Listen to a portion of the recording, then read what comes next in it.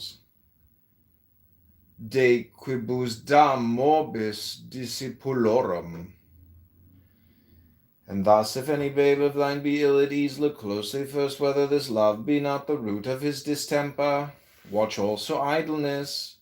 For whoso presseth eagerly forward in will heedeth little the affairs of his fellows. O my son, if every man doth his own will, there is no more to say.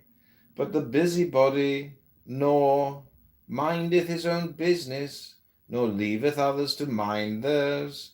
Be thou instant therefore with such an one to cure him by an enlightening his will, spending and speeding him therein. Remember also that if one speak ill of another, the fault is first of all in himself. For we know not but that which is within us. Did not the great witch-finder end by confessing that he also was a sorcerer? We become that which obsesseth us, either through extreme hate or extreme love. Knowest thou not how the one is a symbol of the other? For this reason, since love is the formula of life, we are under bond to assimilate in the end that which we fear or hate. So then we shall be wise to mold all things within ourselves in quietness and modulation.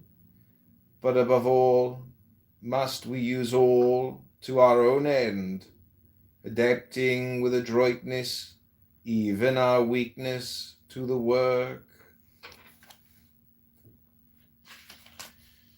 and watching for faults in the house.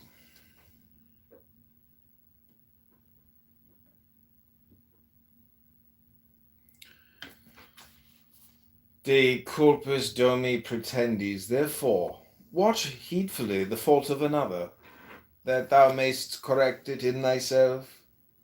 For if it were not in thee, thou couldst not perceive it or understand it.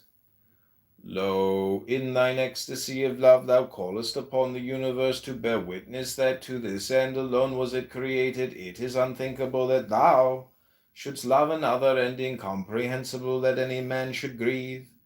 Yet ere the moon change her quarter, thou art free of thy lunes, and lovest another, and it may be grievest in thyself, while he that amazed thee hath joined the company of the rejoicing.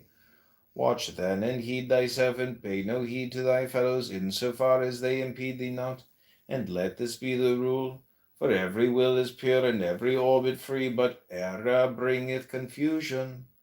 See therefore that none leave his path, lest he foul that of his brother.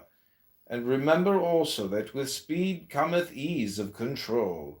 Let each man therefore urge briskly his chariot in a right line toward the center, for two radii cannot cross.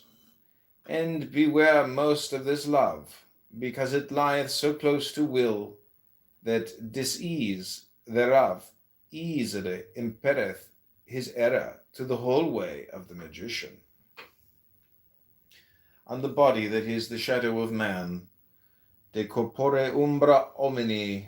Concerning the aeon, O my son, learn that the sun and his vice-regent are in all aeons of necessity, father, center, creator, each in his sphere of operation. But the formula of the past aeon was of the dying god and was based upon ignorance.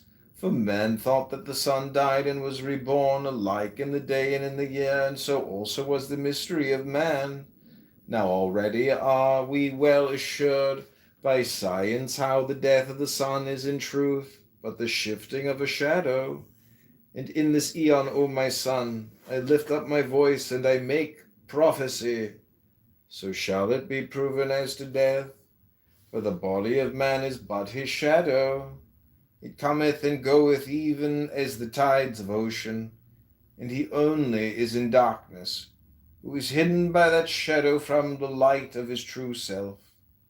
Now therefore understand thou the formula of Horus, the lion god, the child crowned and conquering, that cometh forth in force and fire.